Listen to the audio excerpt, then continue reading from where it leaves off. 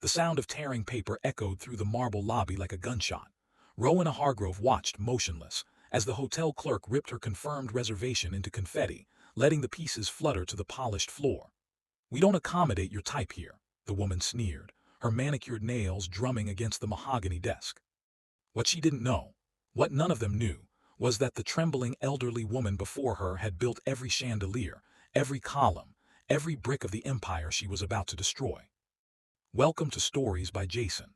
If you're settled in and ready for a good story, hit that subscribe button and tell me in the comments where you're watching from. I've got another exciting story coming your way tomorrow, and trust me, you don't want to miss it. Thank you so much for the love and support. You're truly appreciated, and I'm so grateful to have you here with me. The storm had been building for hours, dark clouds rolling across the city like an invading army. By the time Rowena Hargrove's taxi pulled up to the Hargrove Grand Hotel's circular driveway, rain was falling in sheets so thick the building's facade seemed to waver behind a curtain of water. She paid the driver with trembling hands. Arthritis made everything harder these days, and stepped out into the deluge. The hotel rose before her like a monument to another era, all Art Deco elegance and old-world grandeur. Brass fixtures gleamed even in the storm's gray light. The revolving door spun smoothly beneath her touch, the same door she'd selected from a catalog in 1984, when this building was still a hole in the ground and a dream on paper. Inside, the lobby opened up like a cathedral. Vaulted ceilings soared 30 feet overhead, supported by marble columns the color of honey. 3 enormous chandeliers, Czech crystal, $40,000 each. She'd fought the board for months to get approval, cast warm light across polished floors. The air smelled of fresh flowers and expensive perfume. A pianist played something soft and forgettable near the concierge desk. Rowena paused to catch her breath, water dripping from her old London fog raincoat onto the floor. She'd worn her most comfortable shoes for the flight from Portland, sensible flats that had seen better days. Her silver hair, carefully set that morning, now hung limp and tangled. She knew how she must look, like someone's confused grandmother, lost and out of place among the marble and gold. The lobby was moderately busy for a Tuesday evening. A young couple in evening wear headed toward the elevator, laughing about something. A businessman typed furiously on his phone near the fireplace. An older gentleman in an impeccable suit stood by the concierge, discussing theater tickets. Rowena made her way to the reception desk, her rolling suitcase squeaking slightly. The left wheel always did that. She'd been meaning to replace it for months. Behind the gleaming mahogany counter stood a woman in her late 20s, blonde hair pulled back in a severe bun, her burgundy uniform perfectly pressed. A brass nameplate identified her as Madison Sloan, front desk supervisor. "Good evening," Rowena said, setting her purse on the counter. "I have a reservation under Hargrove, Rowena Hargrove." Madison didn't look up from her computer screen. Her perfectly manicured nails, deep red, matching the uniform, clicked against the keyboard. "Confirmation number." Rowena fumbled in her purse, fingers stiff and uncooperative, finally extracting the printed email. She'd made the reservation 3 weeks ago, a rare trip back to the city where it all began. There were meetings scheduled, old friends to see, memories to revisit. Madison took the paper without making eye contact, her expression already shifting into something Rowena couldn't quite name. Annoyance. Contempt. The young woman's eyes scanned the confirmation, then returned to her screen, her lips pressed into a thin line. "There's no reservation under this name." "I'm sorry." Rowena leaned closer, certain she'd misheard over the piano music.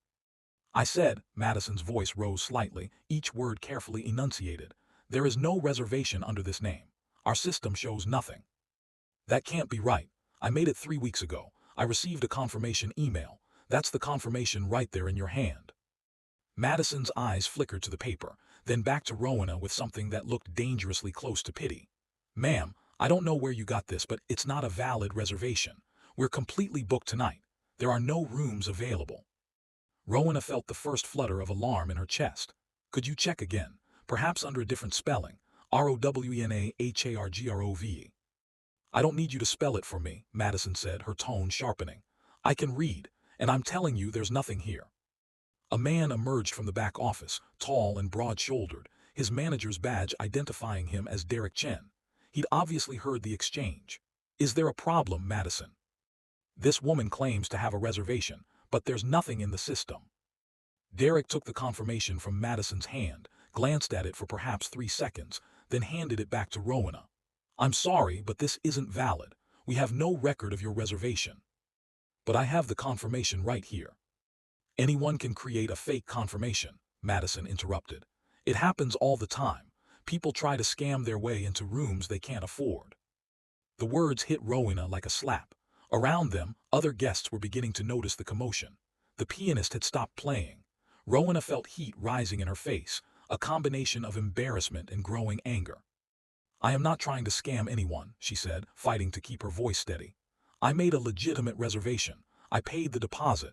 Check your records more carefully. Derek's expression hardened. Ma'am, we've checked. There's nothing. Now I'm going to have to ask you to step away from the desk. You're creating a disturbance. I'm creating a disturbance. I'm a paying customer who... You're not a customer, Madison cut in, her voice loud enough now that everyone in the lobby could hear. You don't have a reservation. You don't have a room. And honestly, even if we did have availability, which we don't, I'm not sure we'd accommodate someone who shows up looking like... Well. Her eyes traveled deliberately over Rowena's wet coat, her scuffed shoes, her rain-soaked hair. The implication was clear and cruel. Rowena's hand tightened on the confirmation paper, crumpling it slightly. 40 years. 40 years since she'd stood in an empty lot with an architect and a dream. 40 years since she convinced skeptical investors that a woman could build something that would last. 40 years of every detail, every decision, every dollar scrutinized twice as hard because of her gender. And now this child, this girl young enough to be her granddaughter, was looking at her like she was trash.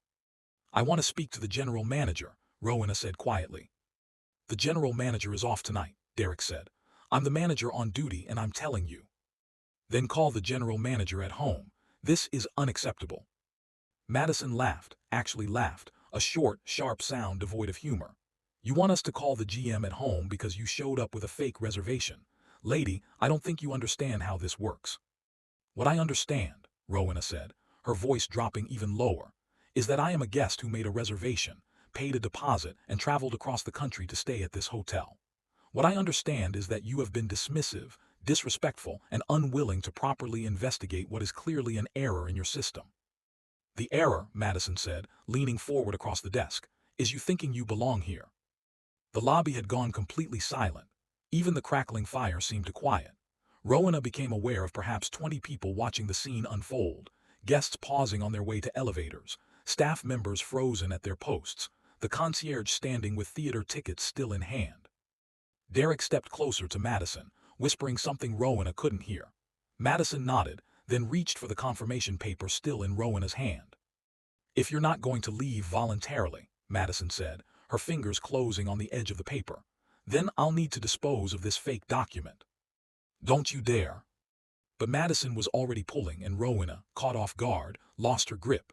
The young woman held the confirmation up, made deliberate eye contact with Rowena, and then, with a theatrical flourish, tore it in half. The sound seemed impossibly loud. Madison wasn't done. She tore it again and again and again until Rowena's confirmation, her proof, her documentation, her evidence of a transaction completed and a promise made, was nothing but confetti in Madison's red-nailed hands. The pieces fluttered down to the marble floor like snow. Oops, Madison said, her voice dripping with mock concern. I guess you really don't have a reservation now. Rowena stared at the scattered paper. Each piece was so small, so insignificant, just like Madison thought she was, just like Derek thought she was, just like everyone in this lobby thought she was, a confused old woman, a nuisance, someone to be dismissed and discarded. Derek, Madison said, not taking her eyes off Rowena, I think we need security. Already calling, Derek confirmed, phone to his ear. Rowena's heart was pounding now, adrenaline mixing with a rage so pure it almost felt cold. She thought of her late husband, Richard, who'd stood beside her at every groundbreaking, every ribbon-cutting, every board meeting. She thought of the young woman she'd been, fighting for a loan when banks still required a husband's signature. She thought of every condescending smile, every dismissive comment, every man who'd called her honey or sweetheart while trying to explain her own business to her. And she thought about the leather folder in her purse, the one she'd brought on a whim, thinking she might show some old photographs to the concierge, reminisce about the early days. The folder that contained something these people would never expect. 2 security guards were approaching now, hands resting on their belts, professional but firm. The other guests had created a small clearing around Rowena, the way people do when they sense trouble but don't want to be associated with it. Ma'am, one of the guards said, his voice not unkind, we need you to come with us. Remove her from the premises, Madison said. She's been asked to leave multiple times. In this storm, an older woman's voice called from near the fireplace. You're going to throw an elderly woman out in that storm. She doesn't have a reservation, Madison snapped. She has no right to be here. Rowena looked at the security guards, then at Derek, then at Madison. The young woman's face was flushed with what looked like triumph, as if she'd won some crucial battle. No right to be here, Rowena repeated softly. Then she reached into her purse. The security guards tensed, hands moving toward their radios, but Rowena moved slowly, deliberately. She pulled out the leather folder, worn smooth from decades of handling. It was embossed with initials, RH. She set it on the counter, right where the confetti of her confirmation still lay scattered. Before you escort me out, Rowena said, her voice carrying across the silent lobby, I think you should see something. Madison rolled her eyes. Ma'am, whatever documents you think you have. Open it, Rowena said, not a request, a command. Something in her tone made Derek pause. He reached for the folder, but Rowena's hand came down on top of his. Not you, she said. Her, she pointed at Madison. I want her to open it. Madison's eyes narrowed, but she was trapped now, aware of the audience, committed to her performance. She snatched the folder and flipped it open. Inside was a single document, yellowed with age but protected by a clear plastic sleeve. Official seals, legal language, and at the bottom 2 signatures. Madison's face went white. What is it? Derek asked, moving to look over her shoulder. When his eyes found the document, he actually took a step backward. That, Rowena said, her voice quiet but carrying to every corner of the lobby, is the original deed and founding charter for the Hargrove Luxury Collection. All 17 properties, including this one. She let that sink in for exactly 3 seconds. My name is Rowena Hargrove, and I don't just have a reservation at this hotel. She paused, making eye contact with Madison, then Derek, then each of the security guards. I own it. The silence that followed was absolute. Even the storm outside seemed to pause. Then Rowena reached back into her purse and pulled out her phone. Now, she said, I'm going to make a call, and when I'm done, every single person in this lobby is going to understand exactly what kind of operation you've been running in my hotel. Her fingers, no longer trembling with age or fear, but with fury, began to dial. And Madison Sloan, front desk supervisor, finally understood that she'd made a terrible, terrible mistake. The next 30 minutes passed in a blur of controlled chaos. Rowena had called Thomas Whitmore, her personal attorney of 25 years, and put him on speakerphone right there in the lobby. His voice, even filtered through the phone's small speaker, carried the weight of countless courtrooms and corporate negotiations. Ms. Hargrove, he'd said, his tone making it clear this wasn't a question. Do you need me to verify your identity to the staff present? I think that would be helpful, Thomas. What followed was a recitation of legal facts that turned Madison's face from white to gray to a sickly green. The Hargrove Luxury Collection, founded in 1978, 17 properties across 12 states. Original charter signed by Rowena Catherine Hargrove and her late husband, Richard James Hargrove. Current majority shareholder, Rowena C. Hargrove. Current chairman of the board, Rowena C. Hargrove. Derek Chen had tried to interrupt twice, stammering something about protocols and verification, but Thomas had simply spoken over him, citing registration numbers, corporate tax IDs, and finally, the direct phone number for the hotel's actual general manager, Patricia Vance. Patricia answered on the second ring. It was nearly 11 p.m., but Thomas's name on her caller ID apparently warranted immediate attention. When she heard what had happened, her voice went tight with barely controlled panic. Mrs. Hargrove, I am so deeply sorry. I'm getting dressed right now. I can be there in 20 minutes. Make it 15, Rowena said. And Patricia, bring the incident logs for the past 6 months, all of them. There was a pause. Ma'am. You heard me. Every complaint, every disputed charge, every reservation issue. I want them all. Mrs. Hargrove, that's highly irregular. Patricia, Rowena's voice could have frozen the rain outside. In 15 minutes, or we'll be discussing your employment status as well. The call ended. Derek had disappeared into the back office, presumably to verify everything through his own channels and possibly to vomit from stress. Madison stood frozen behind the desk, her earlier confidence completely shattered. The security guards had quietly retreated to their posts, trying to become invisible. The other guests had slowly resumed their activities, but Rowena could feel their glances, hear the whispered conversations. An elderly woman near the fireplace gave her a small nod of approval. A businessman actually started a slow clap before his companion elbowed him into silence. Rowena ignored them all. She pulled out one of the lobby's plush armchairs. She'd chosen that fabric herself, a deep burgundy that complemented the marble, and positioned it directly in front of the reception desk. Then she sat, back straight despite her exhaustion, and waited. Madison cleared her throat. "Mrs. Hargrove, I didn't know. I mean, obviously I didn't, and I just want to say." "Don't," Rowena's voice was soft but absolute.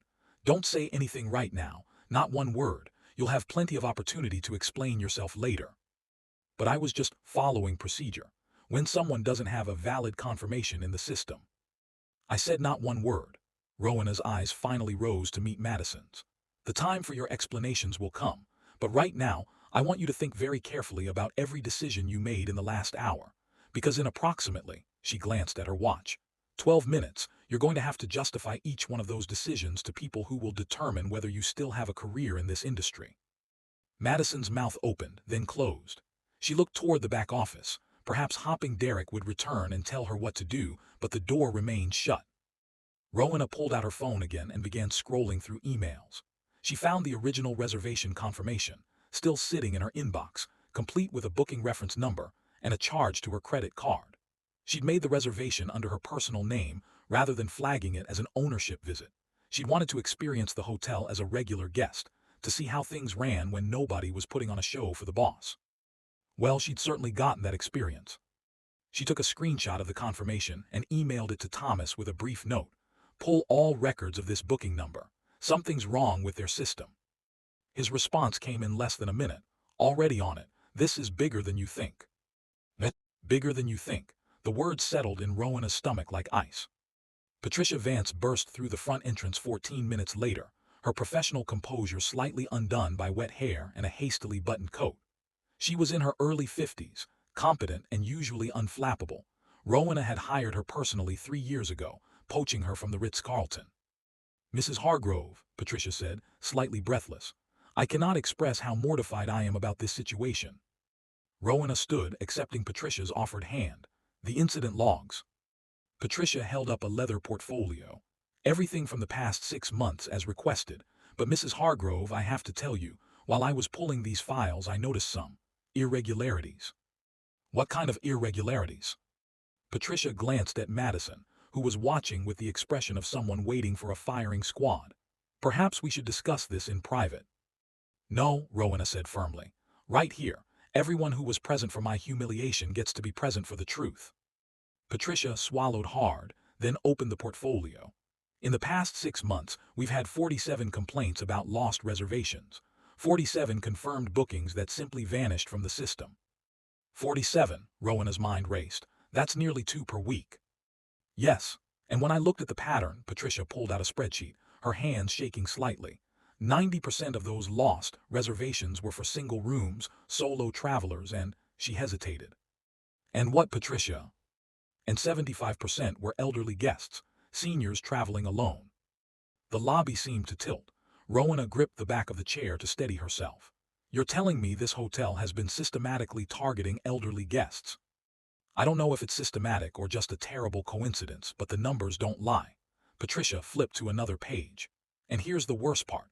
When these reservations disappeared, the rooms weren't left empty. They were immediately rebooked at significantly higher rates.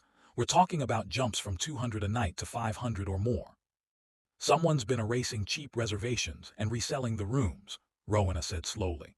"And they're specifically targeting people unlikely to make a big fuss about it. Elderly travelers who might seem confused, who might not have the energy to fight, who might just go away quietly." Patricia's voice was barely a whisper. Rowena turned to Madison. The young woman was gripping the edge of the counter, her knuckles white. "Did you know about this?" No, I mean, not like that. Whenever someone came in with a reservation that wasn't in the system, Derek told me to treat it as a fake. He said there were scammers creating false confirmations, and we needed to be firm." "How many times have you done this? How many people have you turned away?" Madison's eyes filled with tears. "I don't know, maybe a dozen, since I started 3 months ago." "A dozen," Rowena repeated. "A dozen people you humiliated, dismissed, and ejected from a hotel where they'd paid for a room." "Mrs. Hargrove," Derek's voice came from behind her. He'd emerged from the back office, his face ashen. I can explain. Oh, I hope you can, Rowena said, turning to face him. I very much hope you can explain how this happened under your watch.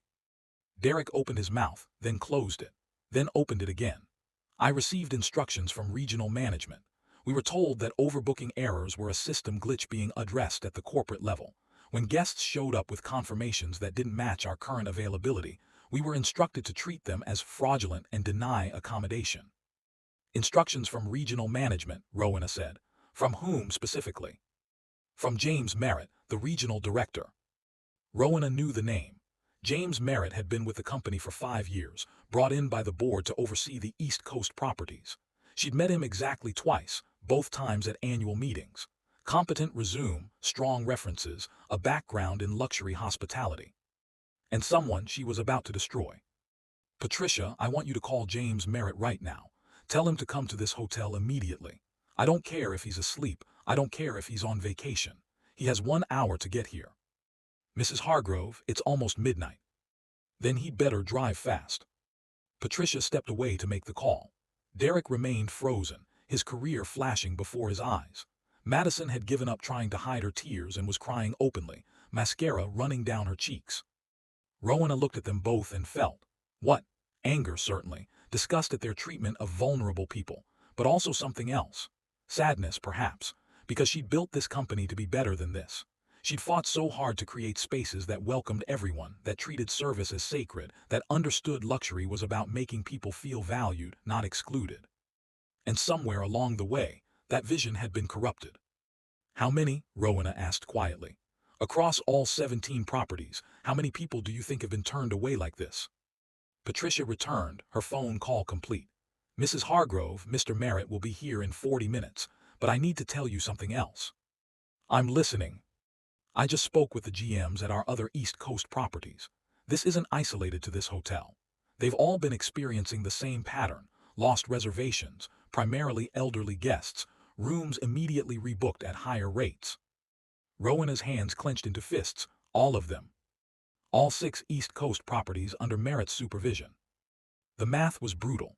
6 hotels, 47 incidents per hotel over 6 months.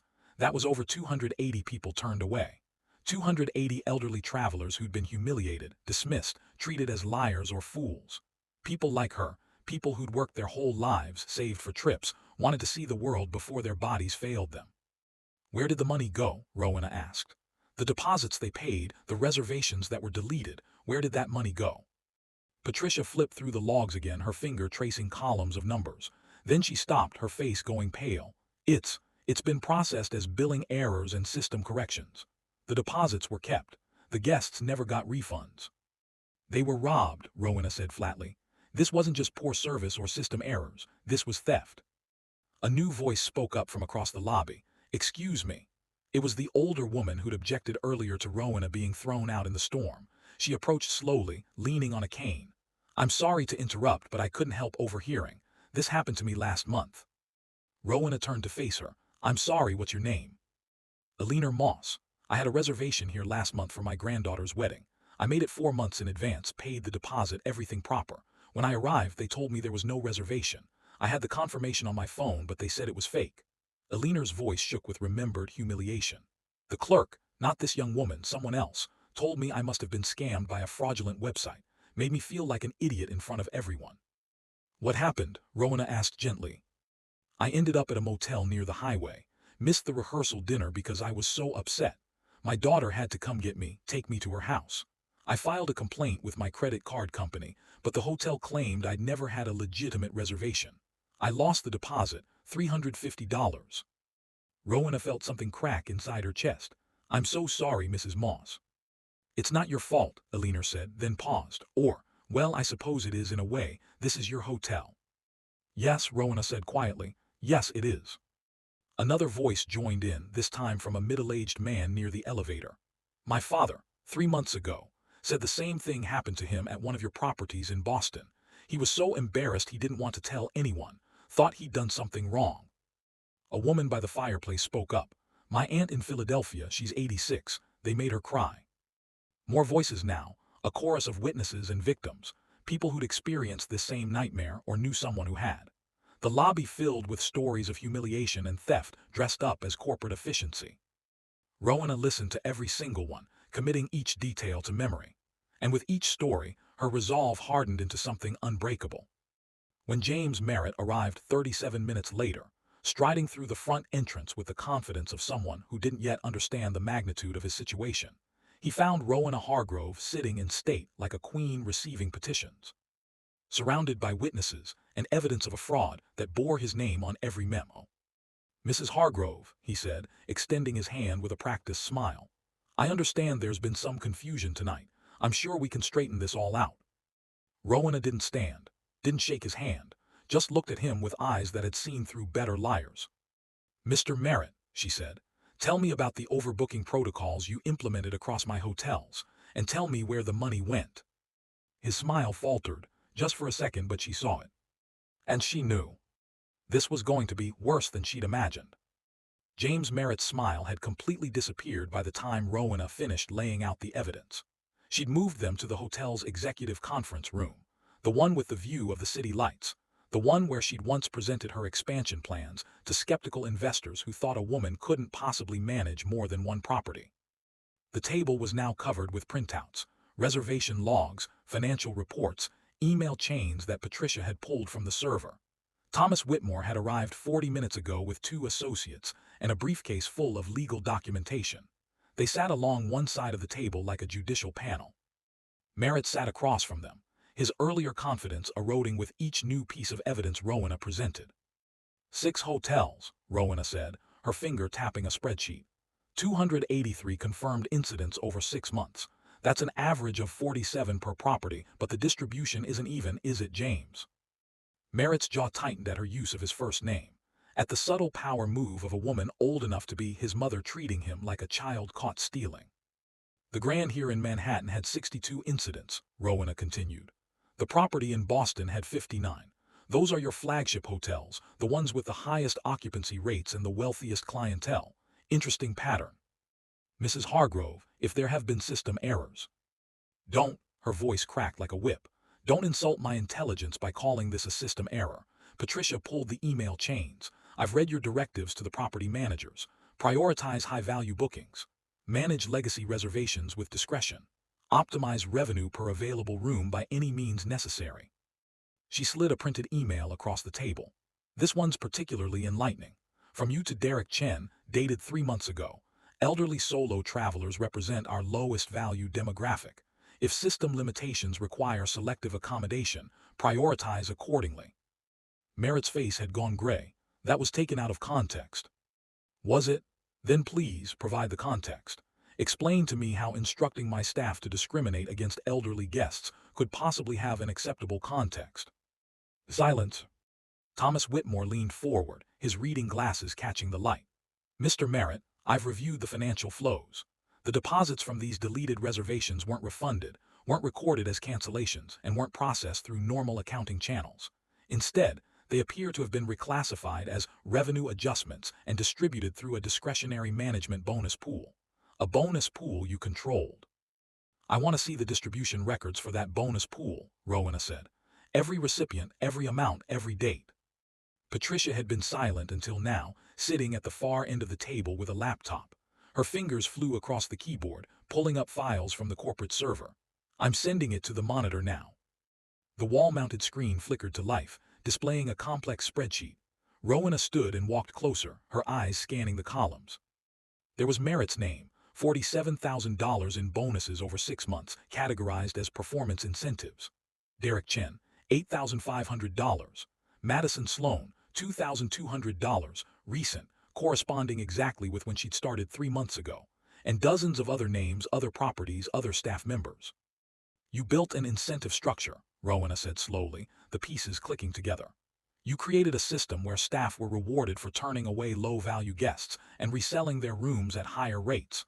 The more people they rejected, the more money they made." "The company needed to improve margins," Merritt said, his voice defensive now, the last vestiges of his professional demeanor crumbling. "Revenue per room was down across the board. The board wanted results." "The board," Rowena repeated. "Which board members knew about this?" Merritt's eyes darted to Thomas, then back to Rowena. James, Rowena said, her voice dropping to something almost gentle, almost kind, the tone that meant real danger. You're already finished. Your career in this industry is over, and depending on what my attorneys uncover in the next 72 hours, you may be facing criminal charges. Fraud, theft, elder abuse. We're going to explore every option. Your only chance of any mercy whatsoever is complete cooperation right now. So I'll ask you again, which board members knew? Merritt's hands were shaking. He pressed them flat against the table, trying to hide the tremor. Leonard Strauss and Victoria Chen. Rowena felt the floor drop out from under her. Leonard Strauss had been on the board for 15 years, a venture capitalist who'd backed her expansion into the West Coast. Victoria Chen was Derek's mother. Rowena had met her at company functions, always polished, always professional. They were two of her most trusted advisors. Explain, Rowena said, her voice barely above a whisper. Merritt swallowed hard. Strauss approached me 18 months ago. He said the company needed to modernize its approach to revenue management, that we were too focused on legacy hospitality values and not enough on maximizing returns. He connected me with Victoria Chen, who had experience with, he hesitated. With what? With algorithmic pricing systems, dynamic rate optimization. She'd consulted for several hotel chains that used AI-driven booking systems to maximize profit per room. Thomas made a note. These systems, they analyze booking patterns and automatically adjust pricing. And availability, Merritt said. They can identify low-value bookings and flag them for optimization. The system we implemented would scan reservations for certain profiles, elderly travelers, single rooms, extended stays booked at discounted rates, and mark them for potential reallocation.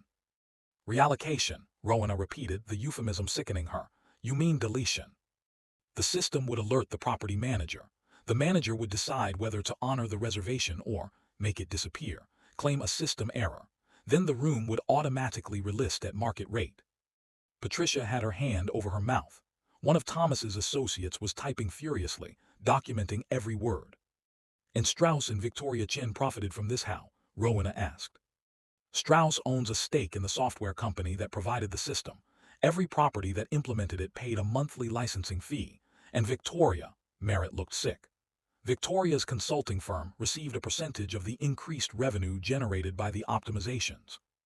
The room went silent except for the hum of the laptop and the distant sound of rain still hammering the windows. Rowena walked to the window, staring out at the city lights. Somewhere out there were 283 people who'd been told they didn't belong, who'd had their reservations torn up, who'd been made to feel small and stupid and worthless. Also that Leonard Strauss could increase his returns and Victoria Chen could pad her consulting fees. How much? Rowena asked without turning around. Total, across all properties, how much money was stolen from these guests? Patricia's fingers moved across her keyboard. The deposits alone total $127,000, but if you calculate the full value of the rooms they'd originally booked versus what they paid elsewhere, assuming they found alternative accommodation at higher prices, we're looking at approximately $480,000 in total guest losses. And the additional revenue generated from reselling their rooms at higher rates. More typing, just over $1.2 million. Rowena closed her eyes. $1.2 million, built on the tears and humiliation of people who'd done nothing wrong except be old and alone and vulnerable. She turned back to face the room. Thomas, I want a full forensic audit of every financial transaction related to this system. I want to know every person who profited, every kickback, every hidden payment. And I want criminal referrals filed with the appropriate authorities. Already in motion, Thomas said. I've got calls into the FBI's Financial Crimes Unit and the State Attorney General's office. Mrs. Hargrove, Merritt said, and there was actual pleading in his voice now. I was following directives from board members. I thought this was approved at the highest levels. You thought that made it right. Rowena's voice could have cut glass. You thought board approval excused robbing elderly people and then humiliating them when they tried to claim what they'd paid for. I thought we were just optimizing business practices. That's what Strauss kept saying. Optimization, efficiency, modernization. He made it sound like we were bringing the company into the future.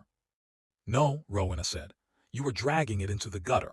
You took something I built to make people feel welcome, feel valued, feel like they mattered, and you turned it into a machine for exploiting the vulnerable. She leaned forward, both hands on the table, looking Merritt directly in the eyes. My husband and I started this company because we stayed in a hotel once where we were treated like royalty, even though we could barely afford the room. The staff made us feel like we belonged there, like our business mattered, like we mattered. Her voice caught slightly. We wanted to create that feeling for everyone who walked through our doors. Everyone, not just the wealthy, not just the young, everyone. Mrs. Hargrove, I'm sorry. Your resignation will be on my desk by morning, Rowena continued as if he hadn't spoken, along with a full written confession detailing every aspect of this operation. If you cooperate fully with the investigation, I'll advocate for leniency. If you don't, I'll personally ensure you never work in hospitality again, and I'll push for the maximum criminal penalties. Merritt nodded, defeated. Get out of my hotel, Rowena said quietly. Now. He stood, gathered what remained of his dignity, and left. The door closed behind him with a soft click that seemed to echo in the sudden silence. Patricia spoke first, her voice shaking. Mrs. Hargrove, what do you need from me? Every staff member who participated in this scheme terminated. I don't care about their excuses or their circumstances. They're gone. And I want you to personally call every single guest who was affected. Every single one. I want full refunds of their deposits, reimbursement of any additional costs they incurred finding alternative accommodation, and a written apology from me personally. That's going to be expensive, Thomas noted mildly. I don't care. Use my personal funds if necessary.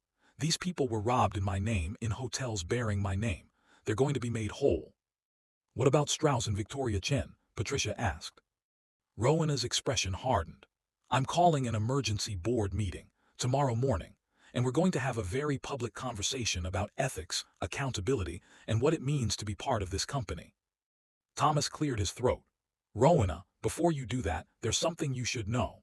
While you were questioning Merritt, my associates did some preliminary digging into the software company Strauss invested in, the one that created this optimization system. And it was founded 8 years ago. The initial capital came from a venture fund called Hargrove Capital Partners. Rowena felt the world tilt again. That was Richard's investment fund. He set it up to manage his portfolio after his first heart attack, when he stepped back from day-to-day operations. Yes, Thomas said gently. Rowena, I think you need to see this. He slid a document across the table. It was an investment prospectus, dated 7 years ago, for a company called RevOptima Solutions. The technology description was clinical, sanitized. Advanced algorithmic systems for hospitality, revenue management, and guest demographic optimization. And there, on the list of founding investors, Richard James Hargrove. The room seemed very far away suddenly. Rowena heard Patricia say something, heard Thomas respond, but their voices were muffled, distant. Richard had invested in this. Richard, who'd stood beside her at every groundbreaking, who'd helped her craft the mission statement about welcoming all guests, who championed her vision of hospitality as service, not exploitation. Richard had put money into the very system that had enabled this nightmare. When, Rowena asked, her voice hollow, when did he invest? 7 years ago, 2 years before his death. 2 years before, when he'd been sick, yes, but still lucid, still himself, still the man she'd loved and trusted and built a life with. Did he know? The question came out as a whisper. Did he know what this system would be used for? Thomas exchanged a glance with his associates. The prospectus is vague, but Rowena, some of the language in here, demographic optimization, low-value guest identification, it's not subtle. Anyone reading this would have understood the implications. Rowena sat down heavily, suddenly exhausted. 73 years old, and she'd thought she'd seen everything. Thought she knew her own history, her own story, the foundation on which her life was built. But foundations can rot from within, and sometimes the person you loved most was part of the decay. Find everything, she said finally. Every document, every email, every record of Richard's involvement. I want to know exactly what he knew and when he knew it. Rowena, Thomas said gently, are you sure? Some things once you know them. I'm sure. If my husband helped build the machine that brutalized these people, then I need to know that. I need to face it. She looked up at him, her eyes dry but infinitely sad. How can I fix something if I don't understand how deeply it's broken? Thomas nodded. I'll have everything by the morning. Rowena stood, her body aching with fatigue and something worse than fatigue. Patricia, I'll need a room after all, something simple, I don't care which one. Yes, ma'am, I'll have your things brought up immediately. As Rowena walked toward the elevator, she caught her reflection in one of the lobby's ornate mirrors. An old woman with silver hair and tired eyes, wearing a damp coat that had seen better days. The same woman Madison Sloan had looked at with such contempt. The same woman who now had to face the possibility that the love of her life had helped create a system designed to exploit people just like her. The elevator doors opened. Rowena stepped inside and pressed the button for the penthouse floor, the one reserved for ownership, the one she designed with Richard all those years ago. As the doors closed and the elevator began its ascent, she thought about tomorrow's board meeting, about Leonard Strauss and Victoria Chen waiting to be exposed, about the 283 guests waiting for their apologies and their justice, and about Richard, whose ghost she'd been carrying all these years, not knowing it was tainted with secrets. The elevator dinged softly, announcing her arrival.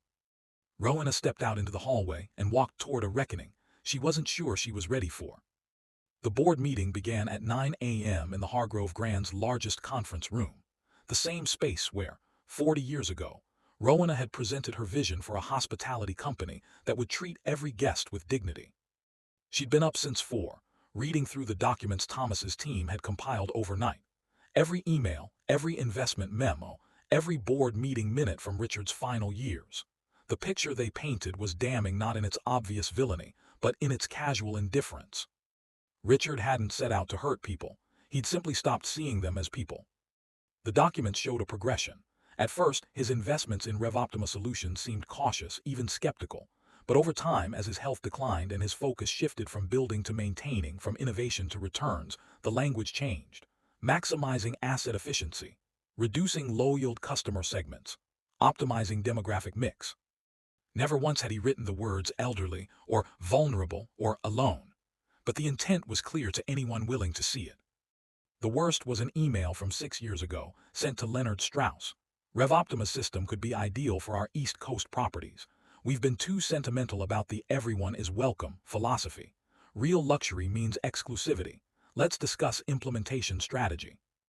Rowena had read that line 7 times, each reading more painful than the last. We've been too sentimental about the everyone is welcome philosophy.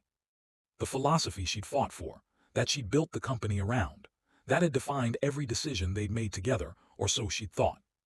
When had he changed? When had the man she loved decided that making people feel small was an acceptable cost of doing business? Now, sitting at the head of the conference table, she looked at the faces of her board members. 12 people she trusted with the legacy she and Richard had built. People who were about to learn that legacy was poisoned. Leonard Strauss sat 3 seats to her right, his silver hair perfectly styled, his suit impeccable.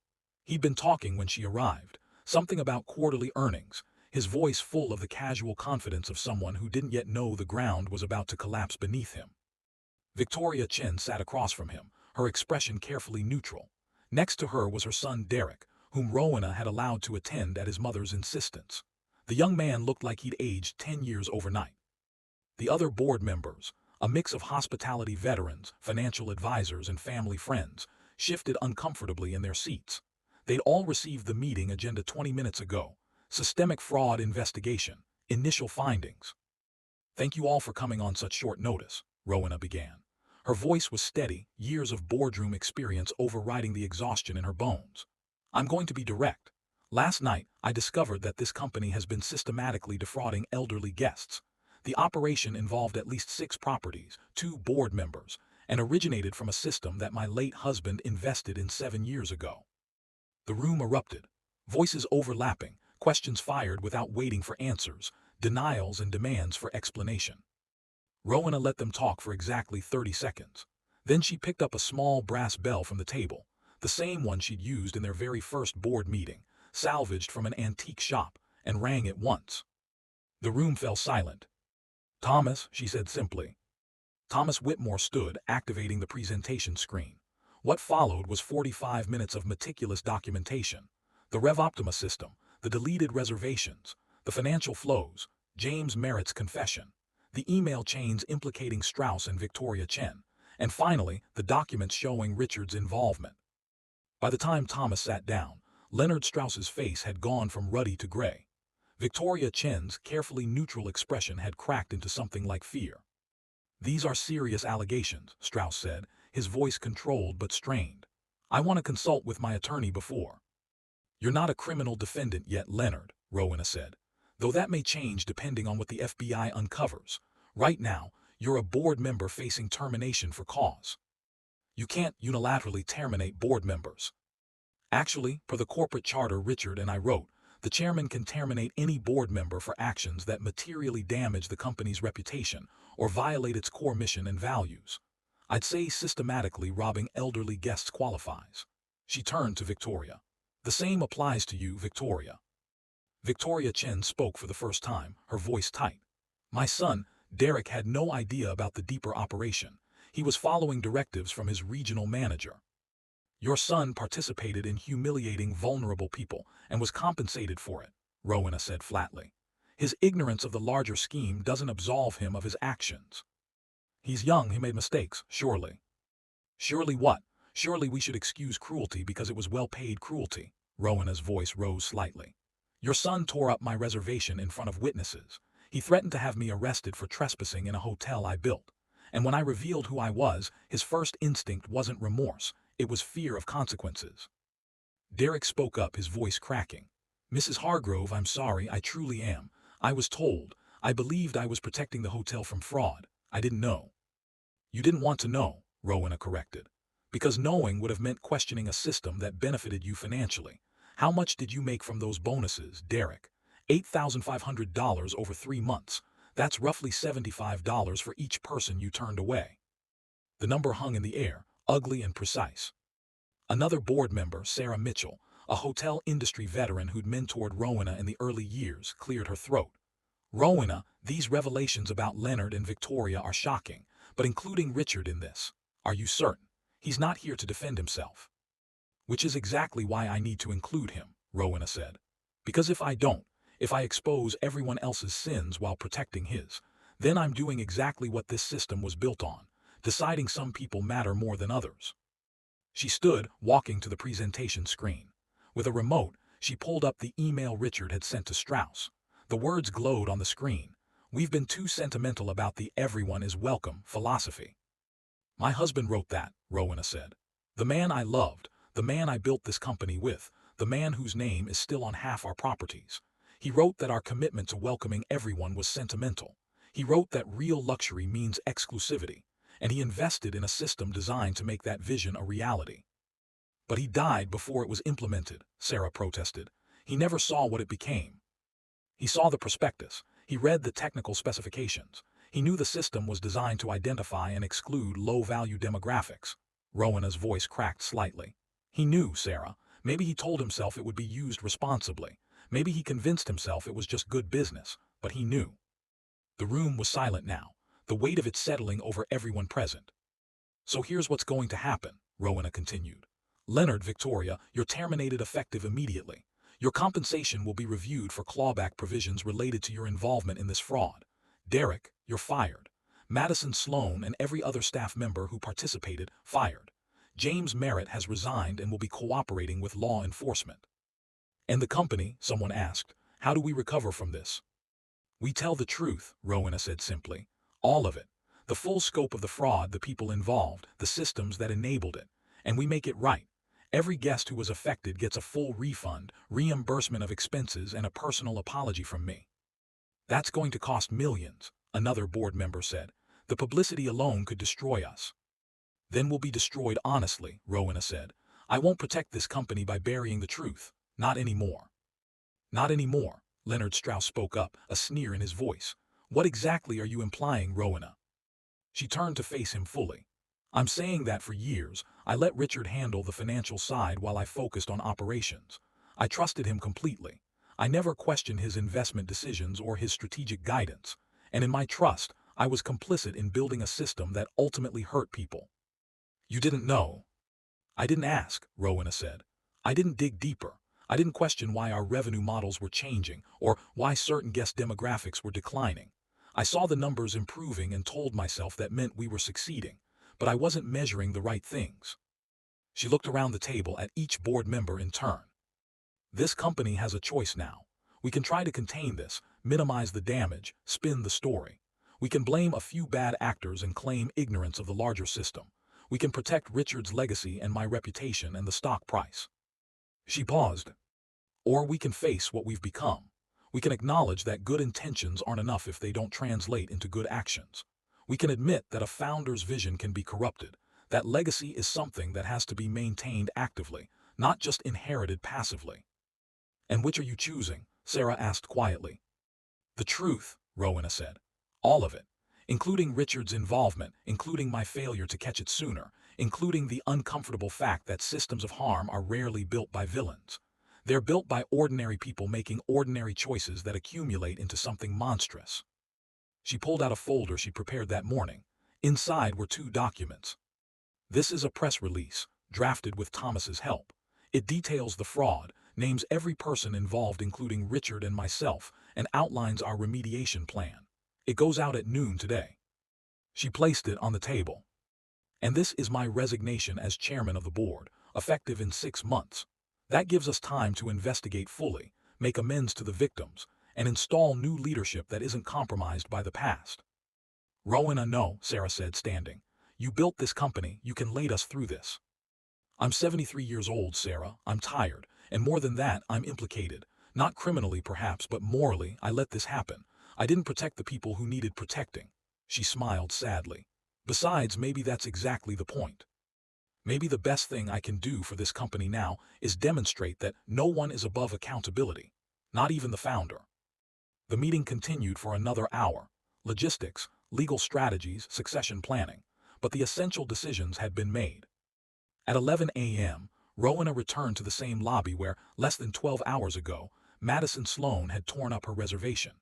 The space was busy with checkout activity, guests rolling luggage toward the entrance, the morning shift going through their routines. Patricia approached, looking exhausted but determined. "Mrs. Hargrove, I've begun calling the affected guests. So far, I've reached 37 of them." And mixed reactions. Some are angry, understandably. Some are in shock that you're calling personally. Mrs. Eleanor Moss, the woman from last night, she cried. Said she'd felt so invisible, and hearing that someone actually cared. Patricia's voice broke slightly. It mattered to her. Rowena nodded, her throat tight. "Keep going, every single person. I want them to know we see them, we see what was done to them." "I will, and Mrs. Hargrove, the staff, the ones who weren't involved in the fraud, they want to help. They're volunteering to make calls, write letters, whatever you need." "Good, we're going to need all the help we can get." Rowena walked to the spot where she'd stood the night before, where Madison had let the pieces of her confirmation flutter to the floor. The floor had been cleaned, of course. No trace remained of that moment. But she remembered, and she would make sure everyone else remembered too. Thomas found her there 20 minutes later. "The press release is ready to go. Are you absolutely certain about this?" "Show me." He handed her his tablet. She read through the statement, seeing her company's sins laid out in clear, uncompromising language. The fraud, the victims, the perpetrators, including. This system originated from technology investments made by company co-founder Richard Hargrove in the years before his death. While Mr. Hargrove did not live to see the system implemented, documents show he understood its intended purpose.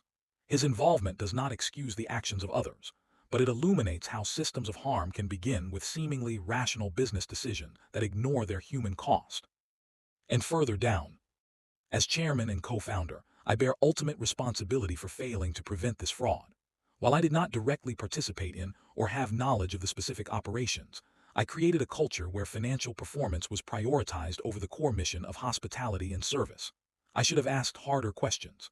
I should have looked more carefully at who was being left behind as our numbers improved. My failure to do so enabled this harm." Rowena handed the tablet back. "Send it." "Rowena, last chance. Once this is public, there's no taking it back. Your reputation, Richard's legacy, the company's stock price." "Send it, Thomas." He nodded and tapped the screen. "Done." They stood together in silence for a moment. Then Thomas said quietly, "He loved you, you know, Richard. Whatever else he became, whatever compromises he made, that was always real." "I know," Rowena said. "That's what makes it hurt so much. The people who harm us aren't always monsters. Sometimes they're just people we love who stop seeing clearly." Her phone began to ring almost immediately. Journalists, board members, friends. She let it go to voicemail. There would be time for interviews, for explanations, for the long process of accountability. But right now, she needed to do something else. Rowena walked to the reception desk, where a new clerk, Marcus, his nameplate read, greeted her with nervous recognition. "Mrs. Hargrove, how can I help you?" "I need to make a reservation," she said. "Not for me, for Mrs. Eleanor Moss. I want to book her a week at this hotel, our best suite, all expenses covered, and I want you to call her personally to extend the invitation." Marcus's fingers moved across the keyboard. "Of course. Is there a message you'd like me to include?" Rowena thought for a moment. Tell her that she belongs here, that she always did, and that we're sorry it took us so long to prove it." "I'll tell her," Marcus said. His eyes were bright with unshed tears. "Mrs. Hargrove, if I can say, what you're doing, coming forward like this, it's brave." "No," Rowena said gently. "It's necessary. Bravery would have been preventing this in the first place." She turned to leave, then paused. "Marcus, thank you for being here, for staying. The work ahead won't be easy, but it matters." "I know," he said. "That's why I'm staying." Rowena made her way back to the elevator, feeling every one of her 73 years. The afternoon would bring calls with attorneys, interviews with investigators, meetings with the FBI. Tomorrow would bring headlines, probably devastating ones. The weeks ahead would bring shareholder lawsuits, reputation damage, the slow dismantling of systems she'd helped build. But tonight, 283 people would receive phone calls acknowledging their pain. Eleanor Moss would get an invitation that said she mattered. And somewhere in America, an elderly person planning their next trip would arrive at a Hargrove hotel and be welcomed, truly welcomed, regardless of their age or appearance or perceived value. The elevator rose toward the penthouse, carrying Rowena up through a building she designed with such hope, such vision, such certainty that she could create spaces where everyone belonged. She'd failed that vision. But perhaps, by acknowledging the failure, by tearing down what had become corrupted, she could give others the foundation to build something better. The doors opened. Rowena stepped out into the hallway, her reflection visible in the polished walls. An elderly woman with silver hair and tired eyes. A woman who'd built an empire and watched it rot. A woman who was choosing truth over comfort, accountability over legacy. A woman who hoped that might be enough. The Hargrove Grand's lobby was full on the evening of the gala, but the crowd looked different than it had before. Yes, there were wealthy donors in evening wear and business leaders in tailored suits, but there were also elderly couples who'd been personally invited by Rowena, middle-class families who'd saved for this trip, solo travelers of all ages who'd been assured personally that they belonged. The event was a fundraiser for a new foundation, the Richard and Rowena Hargrove Fund for Hospitality Ethics. The name had been controversial. Many had argued against including Richard's name, but Rowena had insisted. "We don't honor his choices," she'd explained to the board. "We honor the reminder that good people can build harmful systems, that legacy requires constant vigilance, that the name on the building doesn't guarantee the values inside it." The fund would provide oversight for hospitality industry practices, advocate for elderly and vulnerable travelers, and fund research into ethical business systems. It was seeded with Rowena's personal fortune, everything she and Richard had built together, now redirected toward preventing the harm they'd enabled. Marcus, the clerk who'd been working that morning 6 months ago, was now training to be the fund's first program director. Madison Sloan was in school, retraining for a career in social work, sponsored by a scholarship from the fund, on the condition that she spend a year first as a volunteer advocate for elderly abuse victims. Eleanor Moss was there, laughing with a group of other guests who'd been affected by the fraud. They'd formed a surprising friendship, these victims of the same system, now advocates for change. Patricia Vance approached Rowena with a glass of wine. 20 minutes until your speech. Are you ready?" "No," Rowena said honestly, "but I'll do it anyway." The past 6 months had been brutal. Federal investigations, civil lawsuits, constant media scrutiny. The company's stock had plummeted. 3 properties had been sold. The Hargrove name, once synonymous with luxury hospitality, had become shorthand for corporate malfeasance. But something else had happened too. Applications to work for the company had increased, people who wanted to be part of rebuilding something better. Guest feedback scores had risen as new policies prioritized genuine service over revenue optimization. And slowly, painfully, the company was finding its foundation again. Leonard Strauss was awaiting trial on fraud charges. Victoria Chen had settled her civil case and left the industry. James Merritt had cooperated with investigators and received a reduced sentence, 2 years in minimum security, followed by community service. And Richard's legacy had been irrevocably rewritten, not erased but complicated. The plaques bearing his name now included addendums acknowledging his role in the fraud. His biography on the company website detailed both his achievements and his failures. Some people hated Rowena for it, said she'd betrayed her husband's memory, tarnished his name to save herself. Others understood, saw that she was choosing truth over comfort, accountability over reputation. Rowena wasn't sure which group was right. She only knew it was what she had to do. The lights dimmed, signaling the start of the program. Rowena made her way to the stage, her hands steady despite the audience of hundreds. She reached the microphone and looked out at the faces before her, victims and volunteers, critics and supporters, all gathered in a building that had been witness to both great harm and the beginning of repair. "Thank you all for being here," she began. "6 months ago, I stood in this lobby and learned that the company I'd built had betrayed its founding principles in the worst possible way. Tonight, I want to talk about what we do with that knowledge, how we carry the weight of past harms while building towards something better." She spoke for 20 minutes about systems and choices, about the ordinary decisions that accumulate into injustice, about the responsibility that comes with power and legacy. She spoke about Richard, honestly, painfully, lovingly. "My husband wasn't a villain," she said, "but he made villainous choices. He convinced himself that some people mattered less than others, and in doing so he betrayed everything we'd claimed to believe." She paused.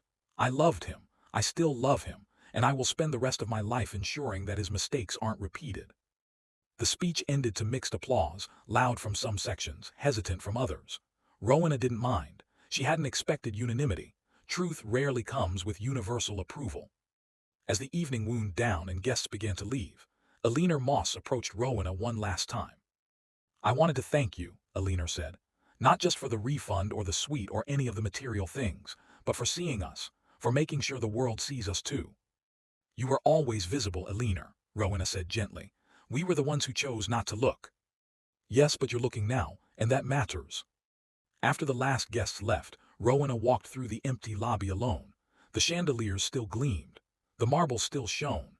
Everything looked the same as it had that stormy night 6 months ago. But everything was different. She stopped at the reception desk, running her hand along the polished mahogany. Behind it, the computer screen displayed the night audit report, room occupancies, revenue figures, guest satisfaction scores.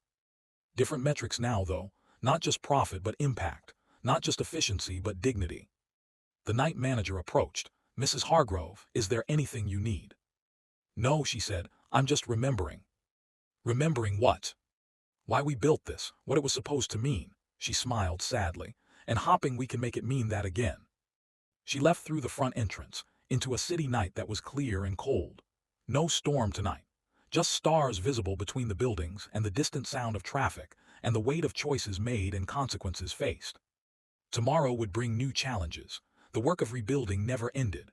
But tonight, for the first time in 6 months, Rowena felt something like hope. Not that they'd fixed everything, not that the harm was erased, but that they were facing it, that they were trying. And maybe, just maybe, that would be enough to build on. She hailed a taxi, gave her address, and settled into the back seat. As the car pulled away from the hotel, she looked back one more time at the building glowing against the dark sky. The Hargrove Grand Hotel. Still standing. Still flawed. Still learning what it meant to truly welcome everyone through its doors. Still becoming what it had always claimed to be. What would you have done if you were Rowena Hargrove?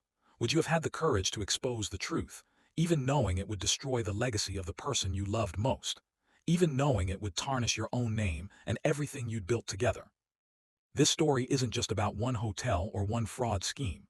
It's about something we see every single day, systems that decide some people matter less than others, the elderly person dismissed as confused, the vulnerable traveler treated as disposable, the quiet injustice that happens when profit becomes more important than people. Subscribe and hit that notification bell, because I'm bringing you more real stories like this every week. Stories about ordinary people making extraordinary choices, about families healing against impossible odds, about the power of showing up when it matters most.